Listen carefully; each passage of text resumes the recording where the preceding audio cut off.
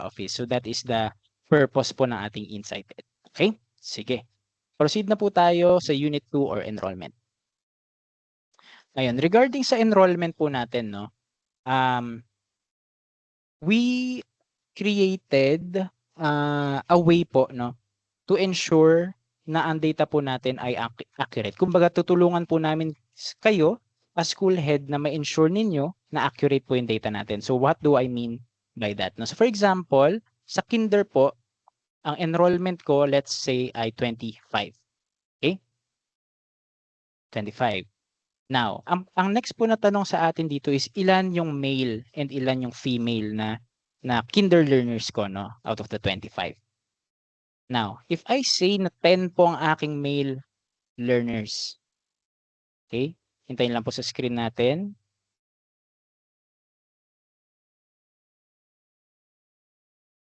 Okay. Sige po. Hindi na naman nag-update yung screen na. Pero anyway, if I put 25 po dun sa aking kinder learner, no, as school head, no? And then dito po sa male na box, no, sa male learners ko nilagay ko 10. Mag-auto compute na po yan kung ilan naman yung female na learners, no? So this is to help po na syempre baka mahirapan pa po kayong mag-subtract, no, sa dami pa ng iniisip ninyo as school heads. Isusubtract nyo pa na 25 minus 10, 15, no? So to avoid that, kami na po yung nag-auto compute niyan para sa inyo. Okay? Ayan, kung makita nyo po sa screen niyo, no? Nag-auto compute po yan. If I put 25 learners and 10 male, that means 15 po ang aking female. Okay? Okay, next naman po, I will click continue. Okay? Ito, very important information din po ito, no? Hintayin lang po natin sa screen natin para mas ma-explain ko further.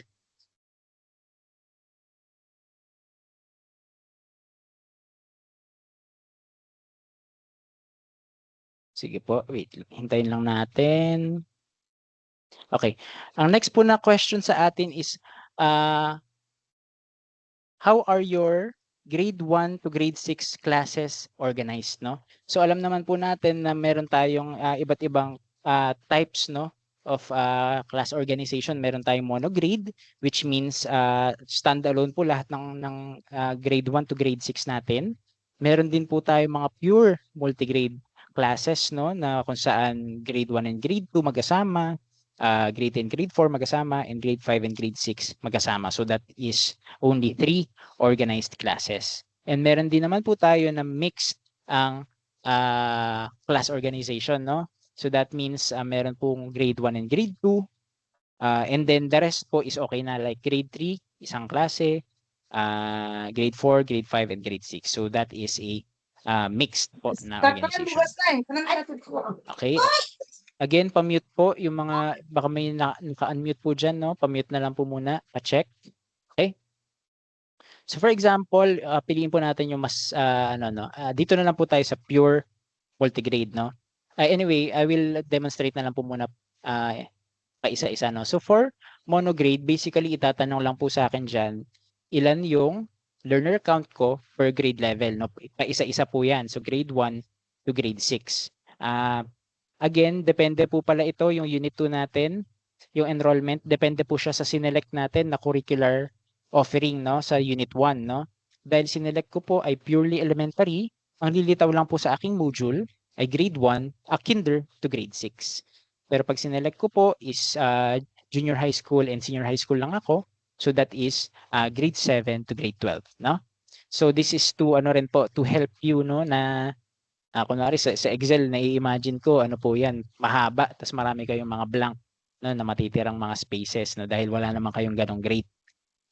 So dito tinutulungan na po namin kayo na i-limit, no, kung purely ES lang kayo, kinder to grade 6. Okay, so going back, kapag monograde po ako, isa-select ko lang po by grade level kung ilan ba yung enrollees ko, kung ilan yung learners ko, and kung ilan yung male learners ko, and then that will auto-compute yung female. So sunod-sunod lang po yun, no? Grade 2, grade 3, grade 4, grade 5, and grade 6. Ngayon, I will go back, no, para i-demonstrate po yung pure multigrade. I hope meron pong attendee dito, no, na pure multigrade ang category dahil makakatulong po ito sa inyo. So if I select pure multigrade ako, papapiliin po kayo ng combination dito. Okay, balik lang po ako saglit.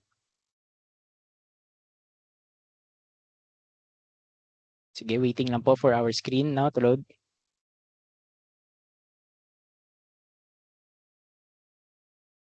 Ayan. Dito po sa pure multigrade, no, papapiliin po ang school head ng combination. By combination, ang meaning po natin doon is ano yung mga grades na kino-combine ninyo. No, for example, I combine grade 1 and grade 2. So I will add a combination. Okay?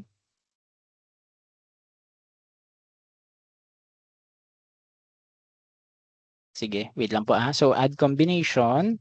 Hintayin natin yung screen natin.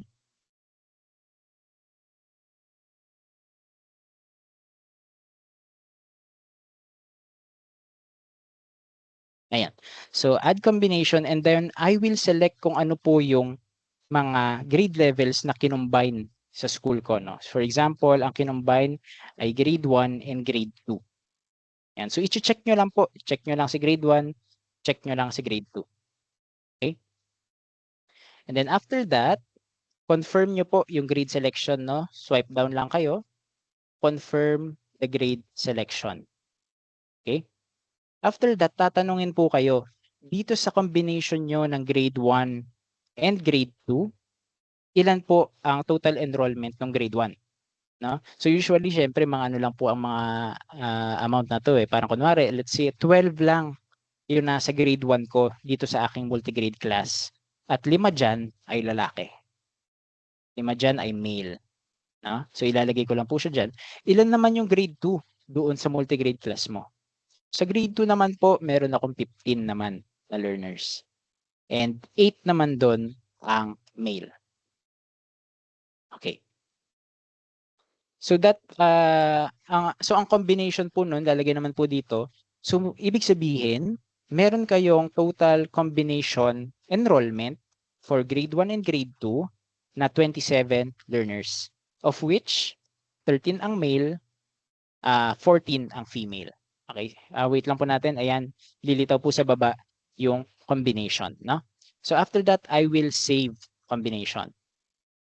So ang nangyari po doon, madedetect na po namin sa database na itong school na to, meron siyang ang grade 1 and grade 2 niya pala ay multigrade tapos 27 yung learners niya doon sa multigrade class na yan. Okay? And then after that, no, pwede tayong mag-add ulit ng another combination. So mangyayari malalak na po yung grade 1 at grade 2 dahil napili nyo na yun eh, no? So ang available na sa selection nyo is grade 3, grade 4, grade 5, and grade 6. So let's say, ang second ko na organized class ay 3 and 4. And then I will confirm yung selection ulit. No? So undergo ulit po natin yung same process. No? Ilan yung grade 3 ko? 14. Ilan yung male learners doon? 6. Which means 8 yung female. Okay, again, autofill po yan ha. Hindi na po kayo mahirapan mag-subtract. Ayan, ilan naman ang grade 4 ko? Meron akong 18. Ang male ko doon, 5.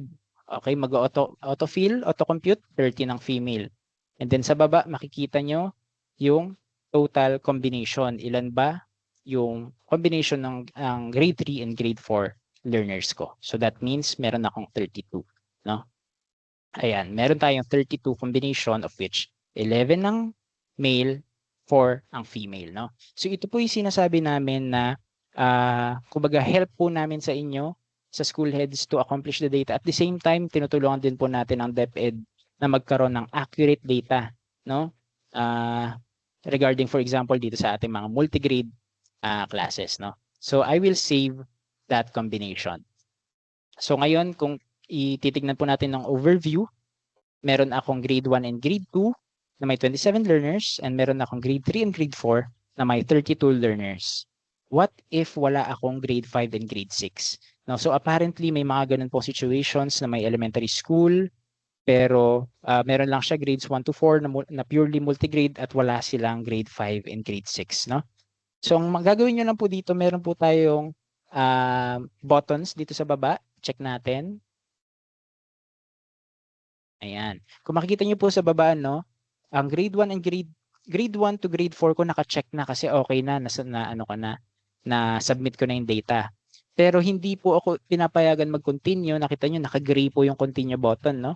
Kasi required po na ilagay niyo yung grade 5 and grade 6, no? Pero what if wala nga kayong grade 5 and grade 6? So you can click the disable button, no? Tayin po natin, mag-load. Balang ginawa ko po dyan, kinlik ko yung disable button ng grade 5 and grade 6, no? Ayan, hintayin lang po natin para makita po natin sa screen kung anong itsura niya. Ayan, kung makikita nyo po, no, na-disable ko na siya. And meron din namang button to restore, no?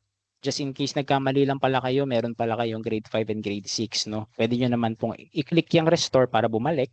And then you can add a combination. Okay?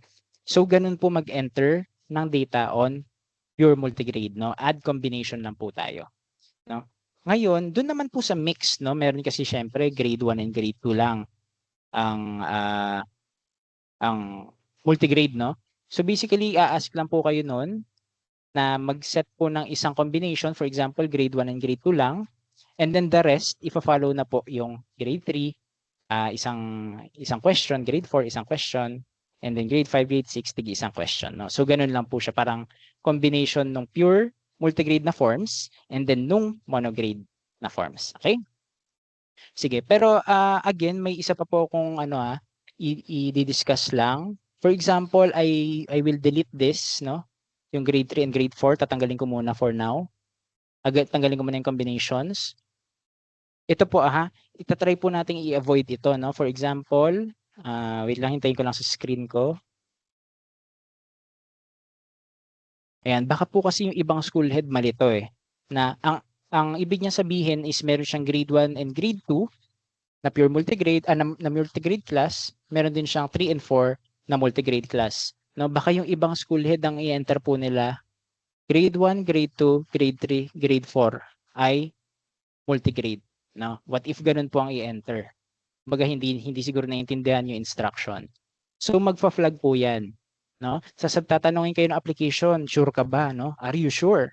Including 4 or more grade levels in a single combination is unusual or may indicate a data entry error. Please verify before continuing, no? Well, I'm not sure po if may ganito talaga, no, na isang klase tas 4 na grade levels. Although parang if I recall po sa mga field visit namin, parang may na-encounter kami na ganito, no? Pero again, we submit, no? I mean, we present a confirmation message, no, na unusual yung ganitong combinations, no? So as much as possible, no, kumbaga tinutulungan namin si school head na i-correct, no, yung tamang pag-input ng data, which is for example, ang ibig niya pala sabihin talaga ay grade 1 and grade 2, no? So kapag ganun, mawawala na yung notification sa taas, no? So that is just to help in preventing yung mga data errors na ganun. Okay? Sige, so ayan. Kung mapapansin niyo po, no, nagre-retain naman, no? Wait lang, hintayin natin sa screen.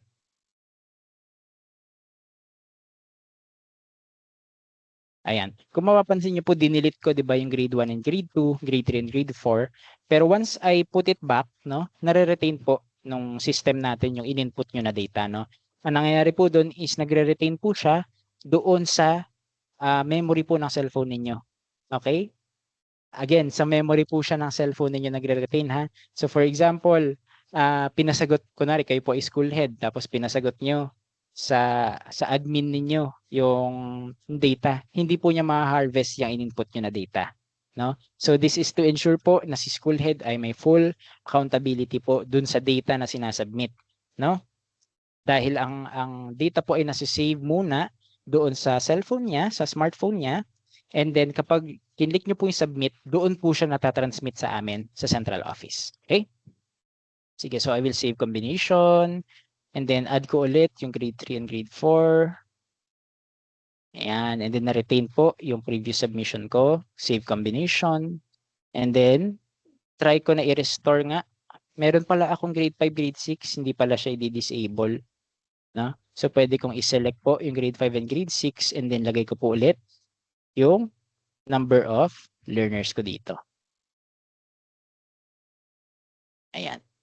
So I will save that combination. Sige, hintayin lang po natin si screen natin, hindi siya makasabay, hindi makasabay internet natin. Pero ang magpapakita po diyan is complete summary po ng aking pure multigrade setup, no? Meron akong grade 1 and grade 2, grade 3 and grade 4, and grade 5 and grade 6. Okay?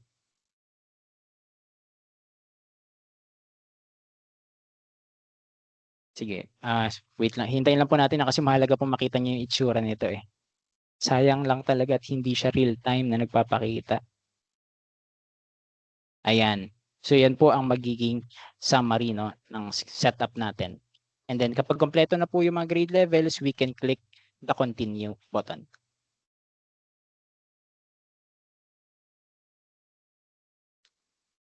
Okay, sige, hintayin lang po natin. Bali, ang step 5 naman po natin is the special learners, no? Dito naman po nilalagay natin kung ilan po yung mga learners natin na kumbaga yung mga special needs education learners natin. Ayan. Ngayon, for example, meron po ako na SNED learner, no? Special Needs Education learner. Kiklik ko lang po ng yes. Yes, we have, no? Meron kaming special needs education learners. And then when I click that, itatanong po sa akin is ilan naman yung SNED learners mo. If, for example, I say 5. 5 yung aking SNED learners. So, out of the 5, ilan ang male na SNED learners mo? 2. So that will auto-compute kung ilan naman po yung female ko. Ayan. And then next na tanong po sa inyo is, ito bang 5 SNED learners nyo ay mainstreamed or self-contained? No? So for example, mainstreamed siya. Ayan.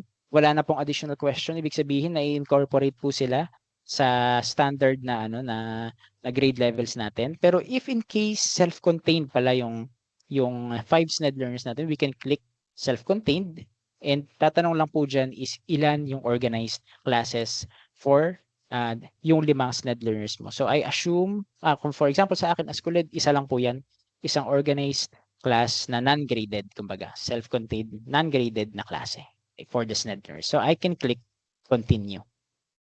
Okay. And then next po kino-collect na rin po namin is yung number of aral learners natin, no? So that is for aral math, aral reading, and aral science. So since under phase po ang implementation ng aral program natin, ang kailangan lang po natin i-enter is kung ano po yung nasa current na phase natin, no? So for example, wala pa tayong math, wala pa tayong science, nasa reading pa lang tayo, no? So itoggle lang po lang natin na no for aral learners in math, and no for aral learners in science. And then if we click yes sa aral learners in reading, dun lang po lilitaw yung ating mga grade levels, no?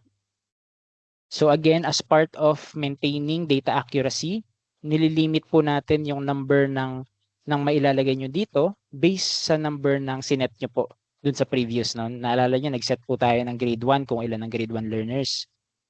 For example, in-input ko kasi 12 na grade 1 learners. So hindi ako papayagan na mag-enter na 13 yung aral learners ko in reading, no? Magpupula po yan kasi ang max na sinabi mo 12 learners lang eh. Bakit 13 yung aral learners mo in reading, no? So ipe-prevent po kayo ng application in entering incorrect data, no? So this is part of our help din po sa inyo na accurate yung mga data po na ma-enter nyo. So for example, 5 lang, no? Meron akong 5 aral learners in reading sa aking grade 1, no? And then I can press continue. And then dito po is magpapakita po yung summary ninyo. No? Nandiyan na po yung summary natin, no? So for example, ito po is sinasabi natin, no? Ayan. Ito po yung sinasabi natin na mga possible na mga kailangan naming i-fix. So ito po magiging honest kami dito, no? Kasi as developers, continually po namin talagang ini-improve yung application natin, no? So for example, nakita natin, hindi nagpapakita yung number of male and female dito sa summary, no? So yan po yung tinitake note namin na iko-correct po namin, no? And then dun po nyo magagamit yung troubleshoot na button. Kasi pag na-fix na po namin yan, mafi-fix na rin po ito, no? Kapag kinlik nyo yung troubleshoot button. So yun po yung mga tinatawag po namin mga bugs, no? Pero rest assured na ang data po na ma-enter is hindi po itong summary, kundi yung kung ano po yung in-enter nyo na data nung una. Okay? Sige po. So after that, no, mag-ano lang po rin tayo dito na I hereby certify that all data information in this submission in this module is true and accurate, and then I can click save profile. Ayan. So yun po, no, so nakita natin na-accomplish ko siya today at 11:43 AM. Okay? Okay, next naman po natin is sa Unit 3 na tayo, sa classes organized. Ayan, so nakadepende po rin ito sa kung ano po ang in-input nyo, no, dun sa enrollment. So when I click organize classes, hintayin lang po natin yung screen natin.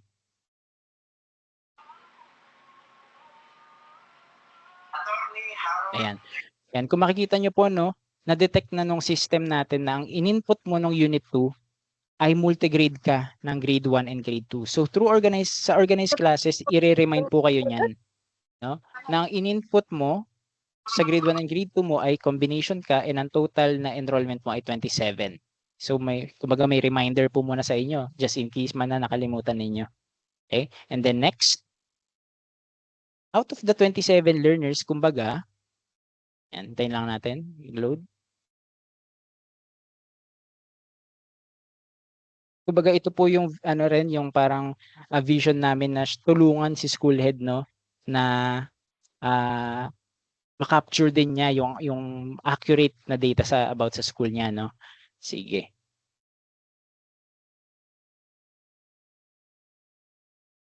Sige, wait lang po, matagal talaga mag-refresh yung screen natin. Mahalaga po itong makita ninyo eh. Ayan. So after the reminder na grade 1 and grade 2, 27 learners, tatanungin po kayo ilan ang sections nung 27 na yon, nung 27 na learners. Again, pa-check po ng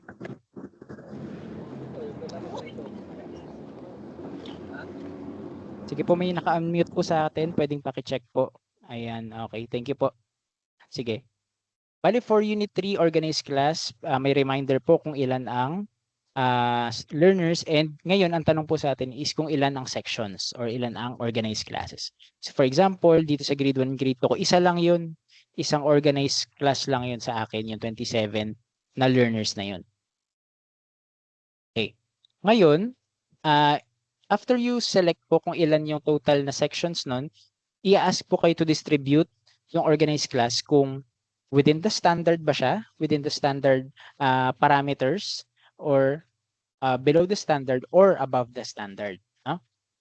So ito po yung way natin to compute din kung ilan ba yung magiging requirement, no, ng number of teachers natin. Okay, so for example, I select 1. No? I select 1. So nagkaroon po tayo ng error dito. No? Magpapakita po yan sa screen niyo. Capacity overload, sabi. These rooms can only hold 24 learners. You reported 27 in Unit 2, no? Ibig sabihin po niyan, may data error po kayo na in-input. Kasi sinabi nyo, 27 learners, sabi nyo 27 learners, pero ang in-input nyo po na classes organized ay isa lang, pero less than 25. No? So para ma-detect po ni system namin na, oops, ma'am sir, may data error po kayo na na-input. Okay, correct. No? So ibig sabihin, kailangan ko siyang i-correct na. For example, I click 1, no? Ayan, sasabihin ng system na these rooms can only hold 25 learners, pero 27 nga yun nilagay mo, no? So ibig sabihin po, yung one section mo na yun ay more than 25 learners. Tama? Sige, hintayin natin. Dapat ang lilitaw po din. Dapat ang in-input ko ay more than 25 learners yung class size mo kasi 27 yung nilagay mo eh. 'Di ba? Sige, hintayin lang po natin yung screen, no? Kasi sa screen ko po nag-disappear na yung error message.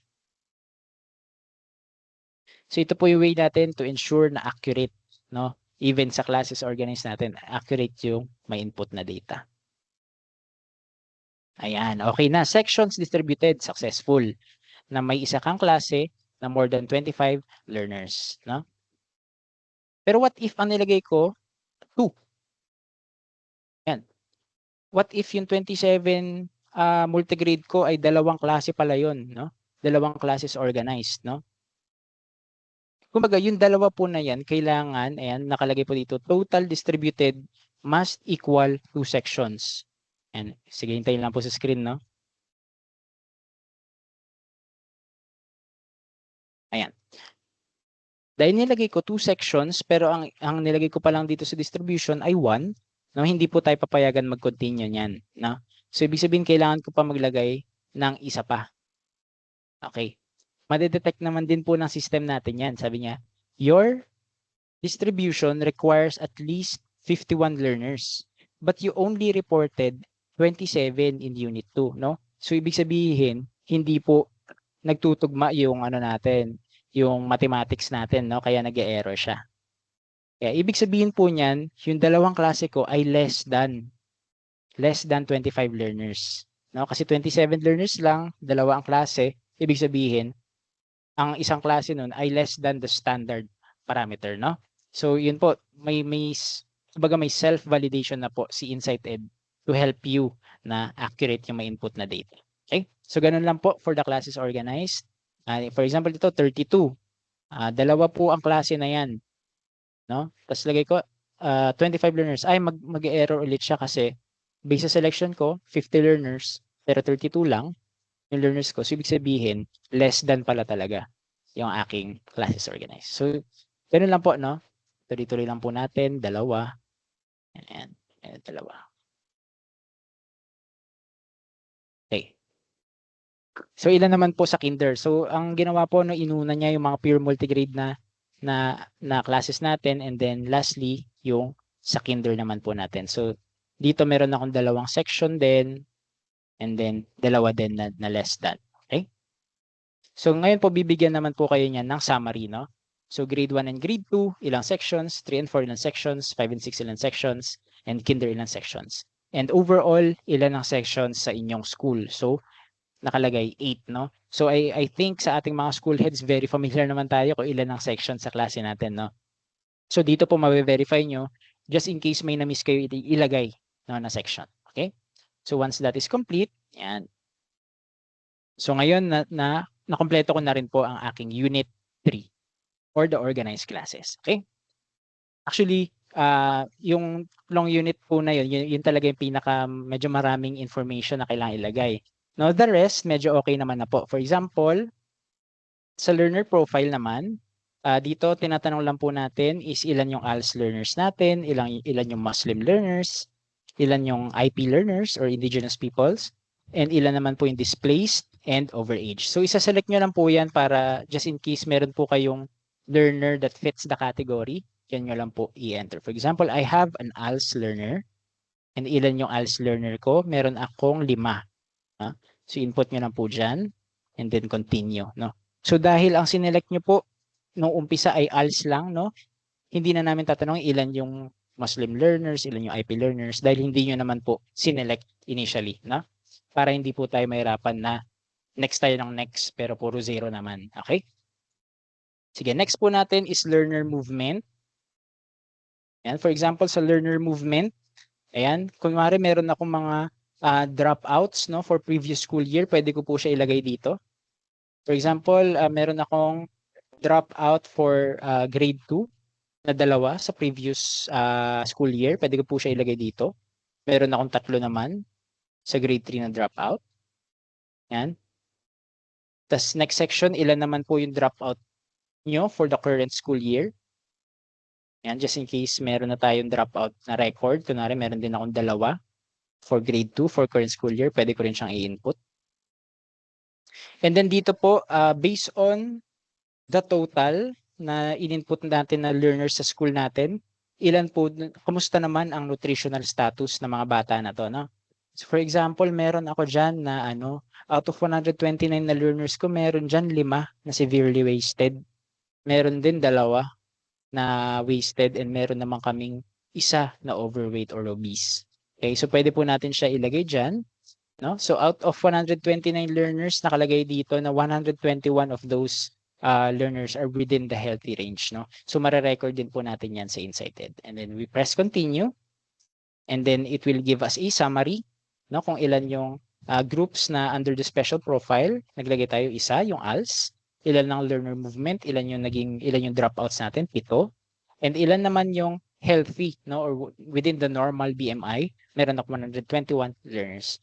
And I will hereby certify that all data are accurate and then submit. Okay? So ganun lang po talaga siya kadali na mag-input po ng data dito, no? And I hope sa mga school head, I hope mag-enjoy po kayo na magpindot-pindot, no, dito sa ating Inside Ed app. Ayan. So Unit 5, malapit na po tayo matapos. Ayan. So shifting and modality, no? So if, for example, sa school naman po ninyo is standard naman po ang fina-follow ninyo na single shift and 100% in-person classes, no? Ayan. Ang i-click lang po natin dito is, yes, we follow the standard setup, no? Single shift kami and 100% in-person classes. So, after that, no, ang tatanungin na lang po sa inyo ay emergency na alternative delivery modes ninyo, no? So, in case of emergency, kunwari may fina-follow ba kayo dito na nagmo-modular ba kayo? Nag-online ba kayo? Nag-TV radio kayo or blended, no? So, pwede nyo pong i-click multiple, no, diyan sa mga selections. Just in case wala naman, tap nyo lang po yung no. Okay? Pero balik lang po ako ha, mag-back lang ako. What if hindi pala standard setup ang fina-follow ng school ko, no? What if mixed schedule? Dahil marami akong learners, meron dyan, nagdo-double shift na kami, nagdo-triple shift na kami, no? So dito nyo po siya ilalagay sa no. We have mixed schedules, no? Yan. So kapag click po natin na no, we have mixed schedules, tatanungin na po yan per class organize nyo, no? Kung single shift ba kayo, triple shift, double shift, and in-person ba kayo, blended or full distance, no? So ganito po natin i-collect yung up to the granular level para malaman po natin kung ilan ba talaga yung schools natin sa buong bansa na nagdo-double shift, no? With respect to their current enrollment situation. Okay. So for example, kinder ko, ano naman yan, okay naman sila, single shift in-person. Dun sa multi-grade ko na grade 1 and grade 2, well, I assume, no, sa mga pure multi-grade, no, na standard naman talaga yung setup na fina-follow, no. Pero I guess dun sa iba na sobrang laki talaga ng enrollment, yun, maybe they have to select, no, double shift and triple shift. And probably meron din silang blended, no, na 3 days face-to-face and 2 days na online class, or another setup is 4 days na face-to-face and 1 day na online class. Okay? So that is for the shifting and schedules, no? Actually, I forgot, no, to mention pala, kanina pa ako nagdi-discuss. Siguro nakikita nyo po sa baba yung save draft button. And palitawin lang po natin saglit, ha.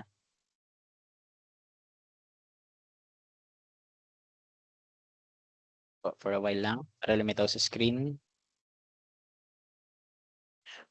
Well, essentially po, si save draft button is para po siya sa mga school heads, no, na siguro nagsasagot ng Insight Ed and on the way sila, no, or papunta sa isang, kunwari papunta kayo, nagko-commute kayo and kailangan nyo na bumaba ng jeep, no? So, pero hindi pa kayo ready i-submit yung data nyo. Click nyo lang po yung save draft button. Okay? Kapag click nyo po yung save draft button, tatanungin kayo, would you like to save your progress and go back to the modules overview? Okay? Sige, sayang di po lumilitaw eh. Try natin ulit. Ayan, save progress. Would you like to save your progress? Ayan. Ibig sabihin po niyan, hindi pa kayo ready i-submit yung data ninyo. Siguro kalagitnaan pa lang kayo ng pagsasubmit ng module and hindi pa kayo ready i-submit. Pero ayaw nyong mawala yung data na nilagay ninyo. So, ang gagawin nyo po dyan, save and exit lang po kayo. No? Save and exit. So, ang mangyayari po dyan, dun sa unit 5 nyo, may nakalagay draft. No? May nakalagay po dun, draft. Ibig sabihin, meron kayong existing na draft dyan na hindi nyo pa sinasubmit. sa central office, pero naka-store po yan sa mga smartphone ninyo. So pwede nyo siyang balikan. So when I click that, no, kung mapapansin nyo, ayan po, sabi niya, recovered your draft. So pumunta po kayo directly doon sa page kung saan po kayo nag-save draft, no? Kung saan nyo iniwan, no? Hindi nyo na po kailangan mag-next ng maraming beses, no? Dahil pupunta po yan diretso kung saan nyo iniwan. Okay? So for example, okay, sige, tapos na pala ako. Thank you at may save draft, makapunta ako agad doon. So review data, ayan. So ang final review, ang setup namin is 100% standard and wala namang kaming emergency ADM. So I hereby certify that all data are accurate and then submit. Yan. So ngayon nawala na po yung draft natin, no? Ayan, kung makikita nyo po, ano na siya, complete na siya, no? Yung shifting and modality natin dahil na-submit na po natin siya sa ating central office. Okay? Next, Unit 6 naman po is, anong title? Unit 6 ay school resources. Okay? Yan, dito naman po sa school resources, ang nakalagay po dyan is yung mga organized classes po na nilagay natin. No? So from kinder, grade 1 and grade 2, grade 3 and grade 4, and grade 5 and grade 6. So nakalagay din po dyan kung ilan yung enrollment nyo and kung ilang sections po yung nilagay ninyo for each of those. Ngayon, when I click kinder, ayan, ang tinatanong po dito is yung seating natin, yung learner seating, kung ilan po ang upuan. No? So ang nilagay po natin dito ay yung mga iba't ibang klase ng upuan na available ngayon sa DepEd, which is meron po tayong armchairs na wood, plastic and steel. Meron din po tayong mga individual table and chairs, yung mga bago pong school furniture ni DepEd. Yan. Meron din po tayo yung mga two-seater na wood, yung mga I think pre-2021 ata ito, yung two-seater na wood and two-seater na wood and steel. Meron din tayo yung mga wooden chair, no? And meron din tayo yung mga plastic chairs. No, yan yung mga monoblock chairs natin just in case meron pala tayong mga learners na wala talagang dedicated na upuan at nakaupo sila sa mga monoblock chairs, no? Dito po natin siya pwedeng ilagay, no? So sa central office makikita namin na ay itong si school na to ang dami nila na plastic chair lang. 'Di ba wala silang individual na table and chair, no? So on our end, no, makikita po namin ito agad and we can make advanced plans, no, to address yung mga ganitong situation. Okay? So ngayon, magta-try na po ako mag-input, no, pero again, meron po itong internal validation logic si InsightEd natin. Kung makikita nyo po sa taas, ayan, sinasabi po sa atin na dito sa kinder na grade level ko, meron akong 25 learners. Sige, hintayin lang po natin sa screen, ha.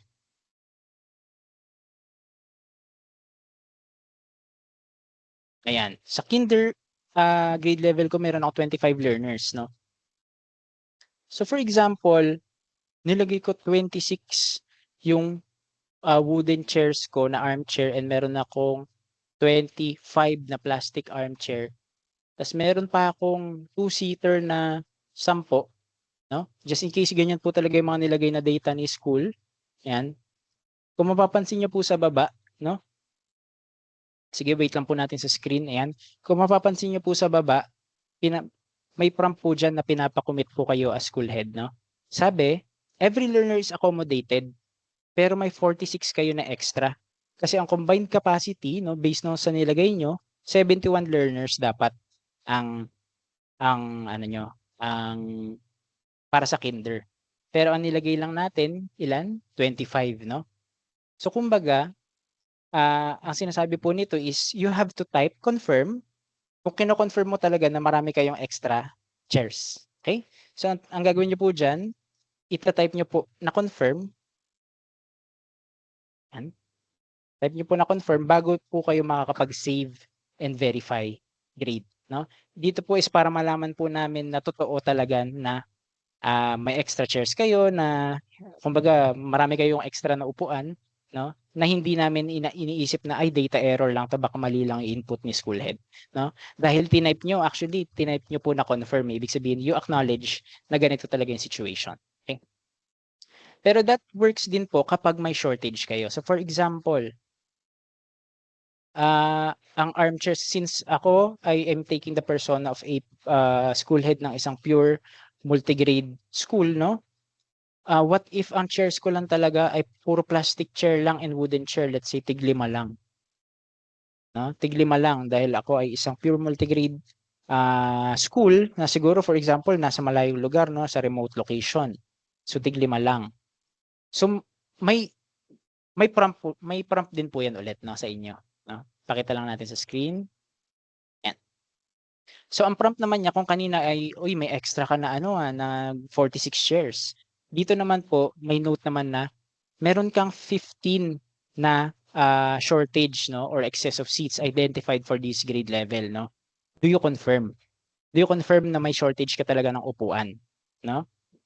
So kumbaga, as school head na makapaisip ka na, "Ay teka lang bago ko i-commit 'to na may shortage nga ako, i-check ko nga muna. Check ko nga muna kung ito lang talaga yung upuan namin, 'no, bago ko i-type na confirm." Okay? Yan po ang ginawa namin, 'no, kailangan niyo manually i-type yung confirm, hindi lang yung mag-check lang kayo ng box, 'no, para mas may commitment po on the end of the school head na totoo talaga yan. "Ma'am, sir, meron talaga kaming shortage dito. 10 lang talaga yung upuan namin, 'di ba? May shortage kami na 15." No, so I confirm, 'no. So after that, pwede ko nang i-save and verify yung data na yun. No, so may imagine nyo po na kapag nakita ito na for example ng from the SDO, RO and CO na ay meron talaga may shortage yung ano, yung ganitong school na 15 na upuan, 'di ba? So mas maka-make po ng agarang aksyon kapag sa mga ganong sitwasyon, no? Dahil real time po yung submission ng ating data diyan. And then ganoon din po for grade 1 and grade 2, same process. For example, ito puro may 27 learners ako across 2 sections and 27 naman talaga yung armchairs ko na wood, no? So I can click verify with no issues at all, no? Dahil accurate naman na 32 learners, 32 na armchairs, no? Pero again, kunwari sobra, kunwari 24 ang armchairs na wood, 25 naman ang plastic, no? Totoo naman talaga, marami naman talaga kaming upuan dahil siguro may nag-donate, 'di ba? In certain situations baka gano'n may nag-donate, tama naman yung data, type ko lang na confirm. Ayan, confirm ko lang na totoo po 'yan, may extra talaga kami. Ayan, so save and verify. So gano'n lang din po, tuloy-tuloy lang siya, no? Example dito 40 naman talaga. Save and verify. Okay. Next naman po meron ding extra na tanong dito na are there wait lang, wala pa pala sa screen, try natin.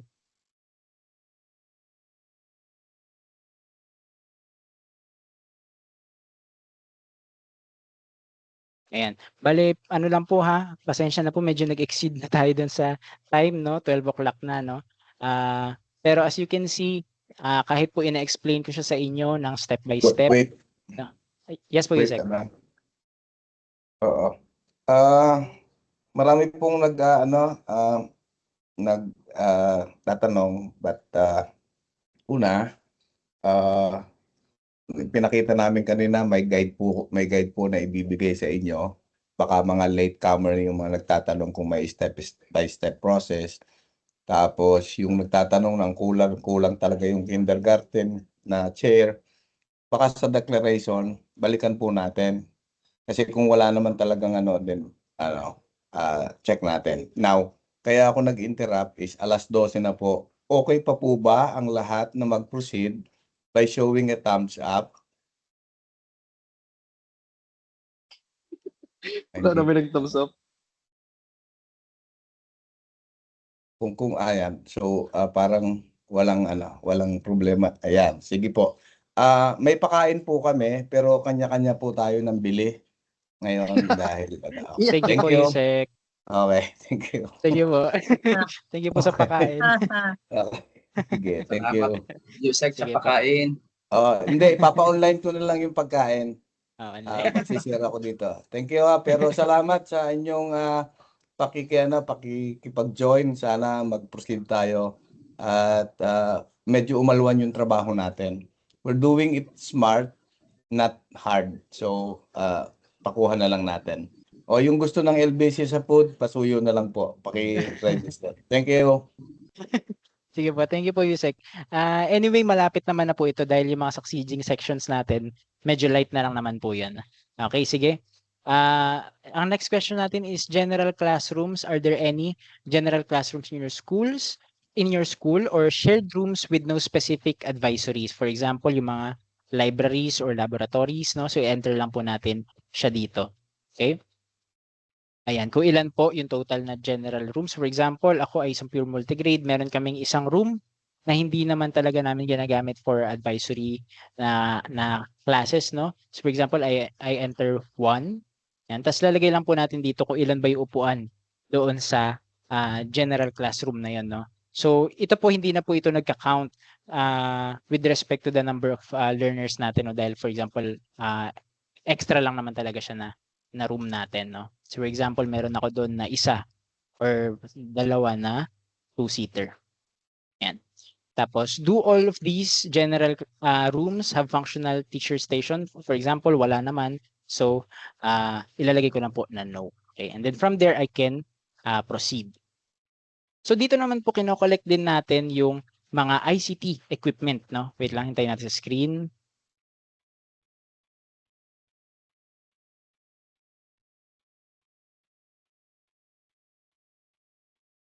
Okay. So, kinokollect din po natin dito sa section na to yung school-wide ICT equipment natin, no? So, for example, ang tanong po sa atin dito is ilan po ba yung laptops natin dun sa school natin? So, for example, sa akin, as a pure multigrade school, no, meron kaming tatlo. May tatlo kaming laptops, no? Pag sinabi niyo pong may tatlo kayong laptops, ang next na tanong po doon is ilan doon ang ginagamit ng teaching personnel nyo at ilang naman doon ang ginagamit ng non-teaching. Okay, so for example, meron akong non-teaching personnel na isa, no? Let's say meron akong AO na isa. Okay? So dalawa doon ay ginagamit ng teaching personnel, no? So again, mag-auto-compute po 'yan, no? Kung ilan yung sa non-teaching, which is 'yan, for example, isa. Next na tanong, out of the 3 na laptops na dineclare nyo, ilan dyan ang working, ilan dyan ang not working? Siyempre, baka meron po tayong laptop na sira na, no?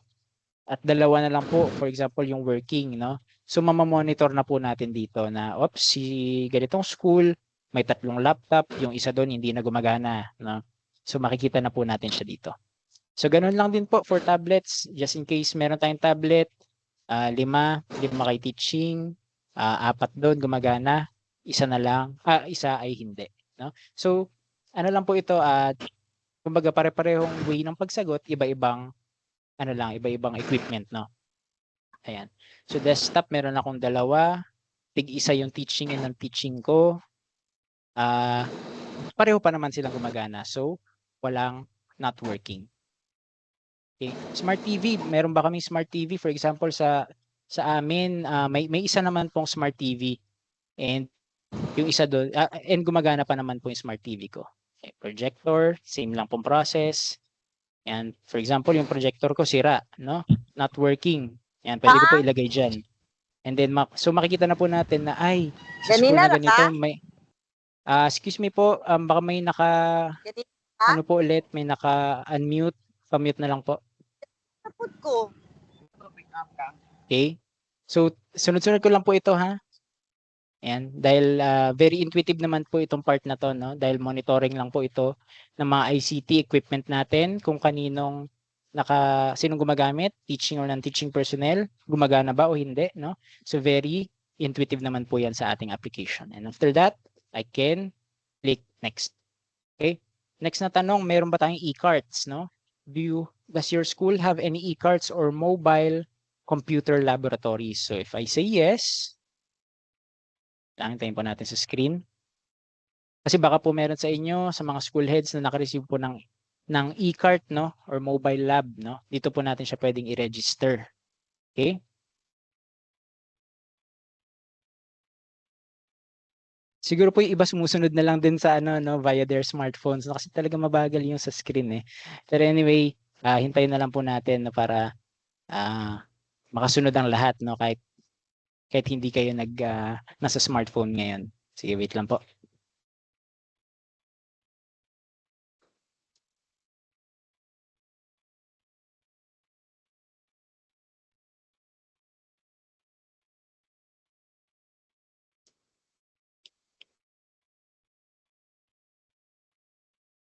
Ayan. Ay, wala pa rin. Sige po, anyway, i-discuss ko na lang din, no? Lilitaw din naman yan later. No? So, sa e-cart, tatanungin lang po kung meron or wala kayong e-cart, no? Kapag meron po kayong e-cart, no? Pag may niregister kayo na e-cart, pwede nyo pong ilagay dito yung package, no? So, may button po dito on add new e-cart package. Ayan. So, i-click lang po natin yon, add new e-cart package. Ayan, nasa screen na natin. Add new e-cart package, and then maglalabas po yan ng registration, no, nung ating e-cart package na receive, no? So for example, I received an e-cart package na, let's say yun nga, batch 44 or let's say batch 54. Tapos kailan ko na-receive yung e-cart na yan? 2021.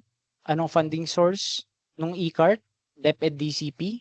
Yan. Ano yung mga kasama dun sa e-cart package na receive ko? Meron po dyan 2 laptop, 2 tablet, isang smart TV. Okay?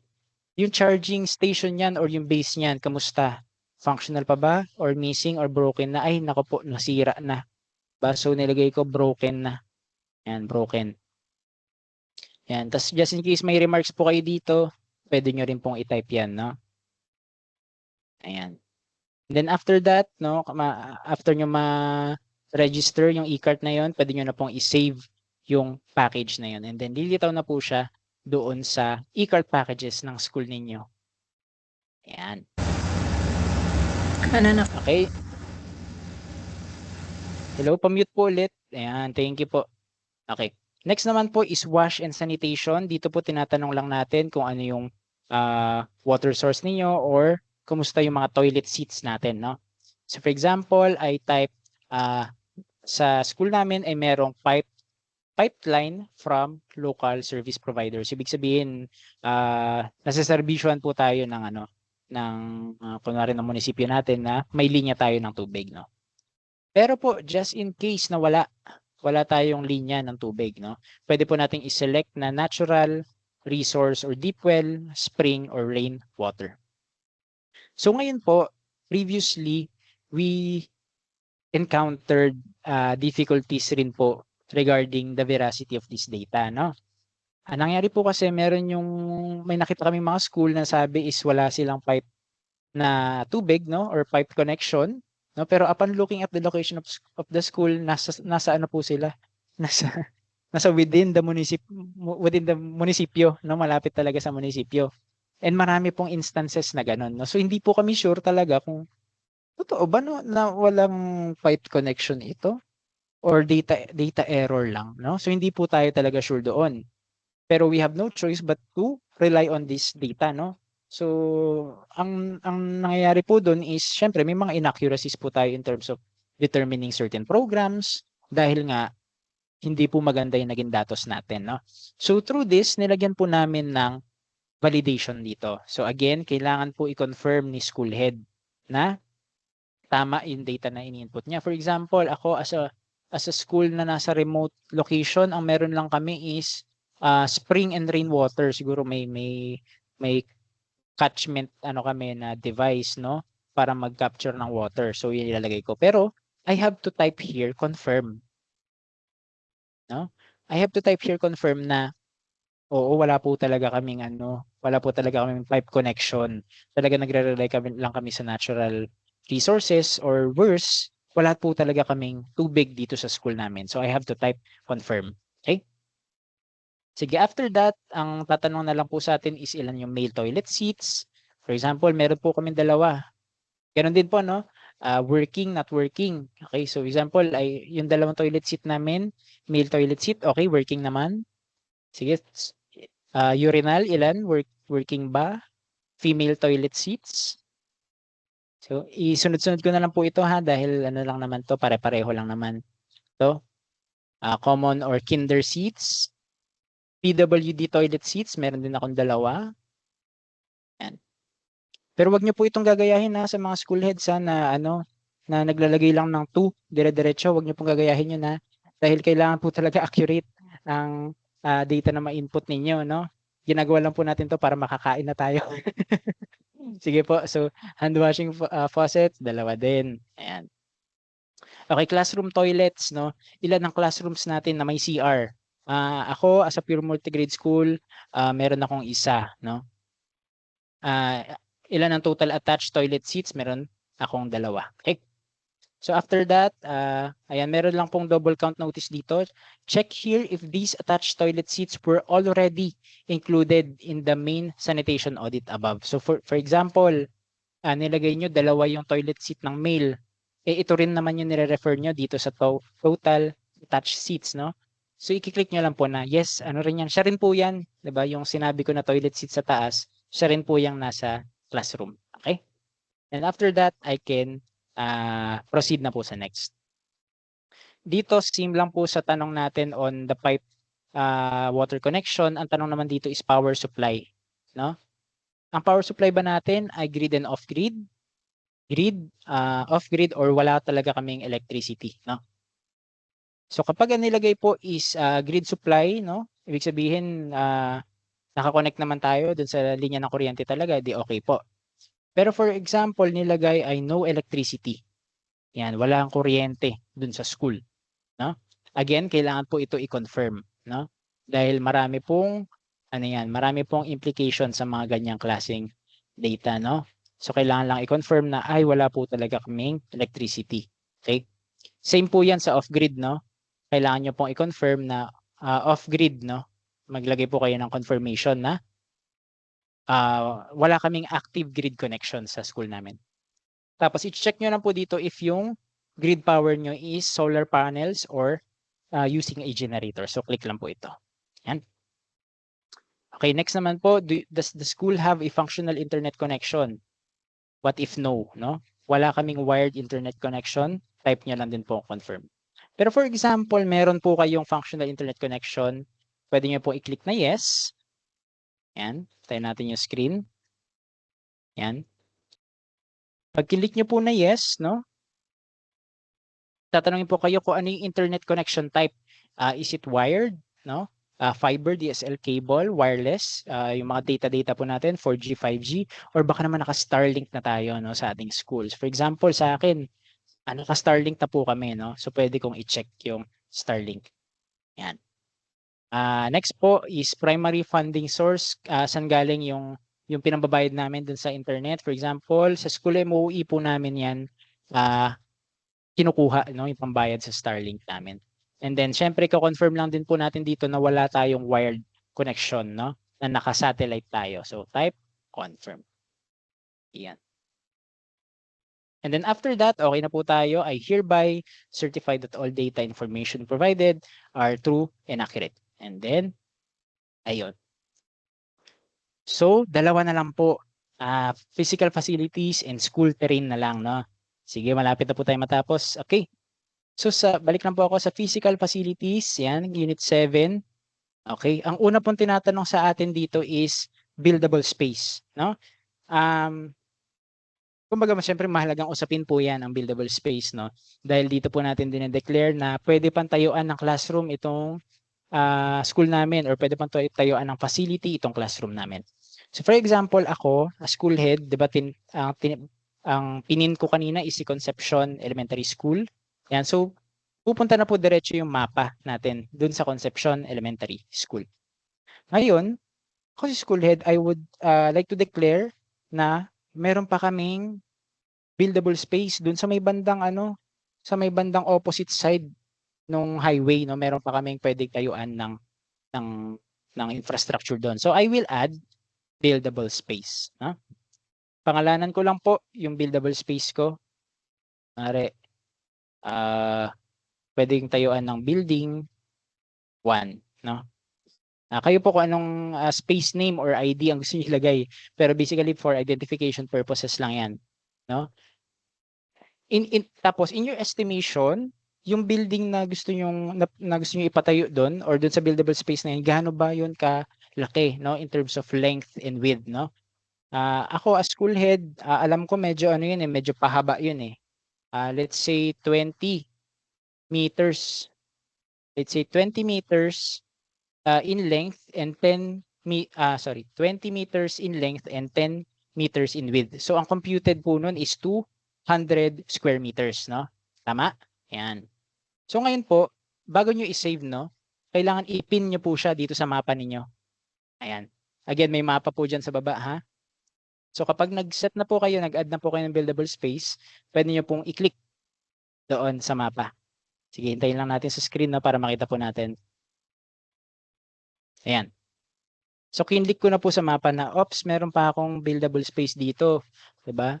Baka naman pwedeng mapatayuan yan, ma-request na mapatayuan ng siguro building, ganyan, or classroom, no? And meron po tayong rotation angle dito. Ayan. Tayo lang po natin sa screen natin.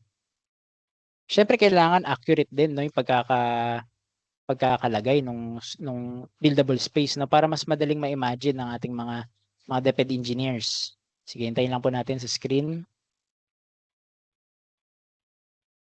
Ayan. Kaya kung napansin niyo po yung angle is sinet ko to 113 degrees, no, para lang umikot ito pong shade, no, na nilalagay natin as buildable space. Ayan. Pwede ko pong igalaw-galaw kung depende ko saan ko siya gusto ipalagay. Siguro dito, no, kasi baka bakod na yung sa may dulo eh. So pwede ko pong i-adjust yan, no, kung saan yung specific buildable space na ilalagay natin, no.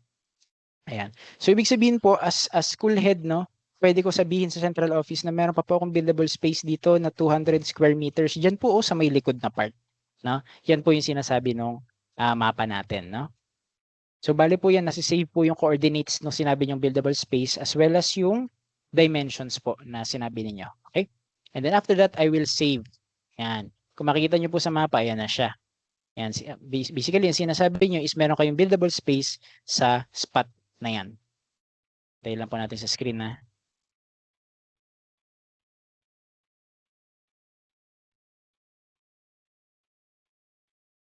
Ayan. Kung makikita niyo po, yan, naka-highlight na, no? Na okay, meron pa akong buildable space dito, no? Baka pwede pang mapatayuan yan. And then may saved spaces po sa baba. Ngayon, for example, gusto niyo pang mag-add, pwede pa po kayo mag-add dyan and ipipin nyo lang din po ulit, no? So that is for the buildable space. Okay? Next natin, registration po ng building, no? For example, sa school ko, meron akong isang building lang eh. For example, let's say ito na lang, yung Marcos type building. Seb, Yes po, sir. ano lang, just to clear lang na the reason why we don't want to just simply upload the site development plan. Mas gusto nating makita dahil marami sa nagsasabi na meron silang buildable space at may shortage. Hindi naman sinabi kung gaano kalaki ang pwedeng tawag dito, anong pwedeng itayo. So, dahil ang mga building ay may footprint, kailangan sa validation ng engineer when submitting proposal, may basis na yung mga engineers natin kung saan sila magbabalidate dahil they have also the account for the Insight Ed. So, meron silang way to access all of this. So, yung tanong kung paano ma-verify, isang engineer sa isang division, may 1,000 na schools, baka po hindi na yung mapuntahan lahat. But just the same, meron tayong basis for purposes of listing. Thank you, Seb. Thank you po. Sige po. Next po natin is registration ng building natin, no? So for example, ang nilagay ko po, meron akong isang building. Lagay ko lang po ng building name and building category. So marami po tayong listahan dito ng categories ng building. So I hope na exhaustive na po yan, no? Sobrang dami nating categories dito. Ayan. Okay, so for example, Ayala School Building, no, yung category namin. Ang next na tanong po dun is ilang story and ilang classroom po yung building natin, no? So for example, yung sa amin, dalawang palapag yung building namin, tapos 4 ang classrooms nun. So dalawang palapag, 4 ang classrooms. So ibig sabihin 2-story, 4 classrooms siya. Okay? And then kailan na-complete yung building na yan? Ay medyo old na po yung building namin, 2010 pa po yan na complete. no? Ayan. Next na tanong po is ano yung building status, no? Building status. Pwede po tayo maglagay dito kung newly built, good condition, for major repairs, for minor repairs, for condemnation or condemned. Now, if we put na, for example, yung building namin for condemnation na yun eh. No, pwede po natin ilagay dito yung reason or justification for condemnation. For example, age, dahil medyo matanda na nga yung building, safety hazard na rin siya. Siguro from a recent na bagyo, no, damage talaga siya, calamity damage, or for purposes of site upgrading. So pwede po nating ilagay dyan, no, yung status ng building natin. Pero for example naman is good condition, pwede po ilagay na good condition siya. Okay? So save building lang po natin. So ngayon, meron na po tayo na register na isang building. So pwede po tayo mag-register, no, kung meron pa. For example, dalawa yung building ninyo, pwede nyo po i-register. Okay? Pero for example sa akin, pure multigrade school ako, isa lang talaga po ang building namin, 2 palapag, 4 na classroom. So next step na ako dyan. Okay? Next po na itatanong sa atin is, ano naman yung sitwasyon, no, nung 4 na classroom na sinabi mo, no? So ang unang tanong po is dimensions, no? Is it 7x9 standard, or is it less than 7x9, medyo mas maliit yung classroom, or above 7x9, no, medyo malaki yung classroom natin, no? For example, I put na less than 7x9 yung classroom na yun, medyo maliit po. Yan. So dito sa condition ng classroom, pwede nyo po ilagay kung newly built ba siya, good condition, or kailangan na ng repair, no? So for example, yung building ay okay pa naman, good condition, pero yung classroom po na to, kailangan ng repair eh. So pwede nyo pong itag yan na repair. Okay? Pwede nyo po itag yung specific classroom na yun na for repair. And then dito po ilalagay nyo lang kung anong grade level ang gumagamit. So for example, grade 1 and 2 ang grade 1 and 2 and 3 and 4 ang gumagamit po nung classroom na yan. And then lalagay nyo lang po dito is ilan naman yung seats capacity nung classroom na to. So for example, ang seats capacity nito ay 20. Okay? So ganun lang din po yung gagawin nyo for the 4 classrooms, no? So ulitin nyo lang po. For example, ito naman good condition, no? Yung isang classroom lang naman talaga yung kailangan ng repair. Yung iba okay naman, no? So yan, accomplish nyo lang po ito. Ito standard 7x9, good condition din. 3 and 4. And ito 7x9 din. For example, ito naman kailangan din ng repair. Actually may name naman po ito eh. Kasi kung makikita nyo po, Marcos type 1A, ibig sabihin yan po yung nasa unang palapag, parang yung unang classroom sa unang palapag, no? Which is Marcos type 1A, may ano na po siya, may designated name. Ito naman ay Marcos type 1B, no? So yung pangalawang classroom sa unang palapag. Next, Marcos type 2A, pangalawang classroom sa pangalawang palapag. Unang classroom sa pangalawang palapag. And then Marcos type 2B, or yung pangalawang classroom sa pangalawang palapag, no? So nililista na rin po namin yan para sa inyo, so hindi nyo na kailangan i-register pa isa-isa, no? Ilalagay nyo lang po kung good condition, repair, or sino yung gumagamit, no? Okay. Ngayon, kung mapapansin natin, meron po tayong 2 nilagay na for repair, no?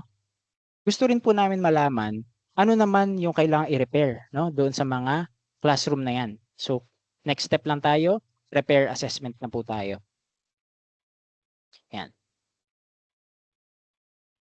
Sige, wait lang po natin yung screen, no? Bali sa repair assessment, sa mga nilagay po ninyo na classroom na kailangan ng repair, gusto namin malaman ano specifically po yung damage. No? So for example, I will click yung plus dito sa 1A, no? So yung first classroom sa first na palapag, I will click the plus icon. And then sa baba, makikita ko na po kung ano yung checklist of damage items. So may damage ba sa roofing, may damage ba sa trusses, sa ceiling, walls, partition, door, window, flooring, beams. So nakalista na po dyan yung mga checklist ng na usual na nasisira sa isang classroom, no? So for example, sira po yung windows namin dito sa unang classroom sa unang palapag, no? Ano po ba yung saan po ba gawa yung windows nyo? Kunwari gawa po sa glass. Ayan. Ano po yung action na gusto niyo ipagawa dito sa window ninyo? Gusto ko ng routine repair lang naman, no? Siguro may natanggal lang at kailangan ibalik, no? Routine repair. At lagay niyo lang po yung estimated damage ninyo. So as school head, syempre, tignan niyo lang po yung estimation ng naging damage dun sa Windows, no? And then lagay lang po kayo na estimate niyo dito. For example, medyo malala yung naging sira eh. So let's say 70%, 60%. And then lagay niyo lang po dito yung remarks, no? Just in case may gusto pa kayong i-explain regarding itong repairs, no? And after that, save nyo lang po yung room assessment, no? Pwede rin naman po na multiple yan. Kunwari may sira din yung door nyo, no? Pwede nyo rin po ilagay dyan, na? Yan. Pero again, yan, mag-save lang po tayo. Hindi po tayo papayagan mag-proceed ha, hanggat hindi po natin nasasabi kung ano yung sira ng classroom. Ayan, kung makikita nyo po, assessment recorded. Sinave ko na yung sira nung classroom, no? Same din po dito. Kunwari dito naman, roofing. Let's say roofing yung sira nung Marcos type 2B, no? Lagay lang po natin dito, let's say wood. Ito medyo malala ang damage, major repair. Estimated damage, medyo malala, 90%. No? Ayan, so ilalagay ko lang po dyan yung damage. And then after that, save room assessment. Ayan. So ngayon po, papayagan na ako mag-proceed sa next, mag-submit nitong unit audit dahil nasubmit ko na yung 4 repairs ng aking dalawang classroom. No? So as you can imagine, no, as school head na, kumbaga, kampante kayo no, na nasasubmit nyo directly sa ating SDO, RO, and CO yung mga kailangan ng school ninyo in terms of repairs. No? Ayan. So after that, we can finalize na po, no, submit na yung finalize na natin yung Unit 7 audit. No? So tapos na po tayo for Unit 7. No? Ayan. So nasa last na po tayo, school terrain. No? Gusto lang po namin dito malaman kung ano ba yung kung saan po ba geographically located ang inyong school, no? Mahalaga din po ito sa amin para malaman namin yung mga schools na naka-encounter ng difficulties, for example, transportation, travel, mga ganun po, no? So, proceed na po tayo sa Unit 8. Yan, sa last unit na po tayo ha, last unit na. Ayan. So sa school terrain naman po gusto natin malaman is ano po yung usual na ginagamit for transportation sa school natin, no? So usually ba habal, jeep,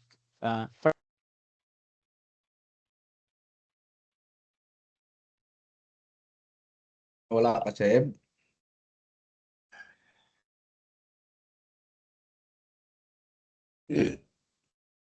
okay. Seb? So for yes po, Isaac. Hindi, akala ko na wala ka. Hindi po Isaac kasi may yung mga aso namin tumatol. Pinaano ko lang. Okay. Gutom na daw. Sige po, ituloy ko lang po for Unit 8. Sige, school terrain. Ayan. Sige po, dito gusto lang po namin malaman is kamusta po ba ang geographical situation or characteristics sa school ninyo, no? So, ano po yung usual na transportation ninyo? Meron ba kayong hazards, geographical hazards or anthropogenic hazards na na-encounter sa school ninyo? I think sa mga nagre-react po diyan, parang alam na ninyo kung saan to patutungo, no? Pero anyway, ito po siya. Dito po natin siya i-collect, no? Yung about sa school terrain natin. Ayan. So, unang question is transport and access, no? Ano po yung usual transportation modes na ginagamit natin? Habal po ba, jeep, tricycle, pedicab? Naglalakad lang po ba tayo usually? Animal ride, bicycle, boat, or private vehicles? For example, walking, isa sa mga pinaka ginagawa yan sa amin dahil nga pure multigrade kami, no? Tapos nag-animal ride din kami dyan. Minsan naghahabal pero medyo mahal, no? Medyo mahal yung paghabal kasi malayo talaga yung school namin. So pwede nyo po siyang ilagay, i-declare dyan. Tapos in terms of accessibility ng public transportation natin, 5 kapag regularly accessible naman and 1 kapag once or twice a day, no? Yung mga pakyawan, yung transportation, kunwari umaga lang, ng alas 6 lang na umaga, available ang public transportation dito sa amin, no? For example, siguro ang naisip ko dyan yung mga nasa isla siguro, no, yung mga schools na nasa isla na once or twice a day lang talaga ang biyahe. Okay? Next, ang tanong naman po is ilan % ng mga roads niyo ang paved or unpaved, no? So, for example, I'm a pure multigrade, malayo ang school ko, karamihan doon unpaved, no? So parang 28% lang yung paved siguro. Yan, 25% paved, 75% naman ang unpaved, no? So pwede ko siyang dito i-declare, no? Road lighting coverage, well lit ba yung ating mga roads, no?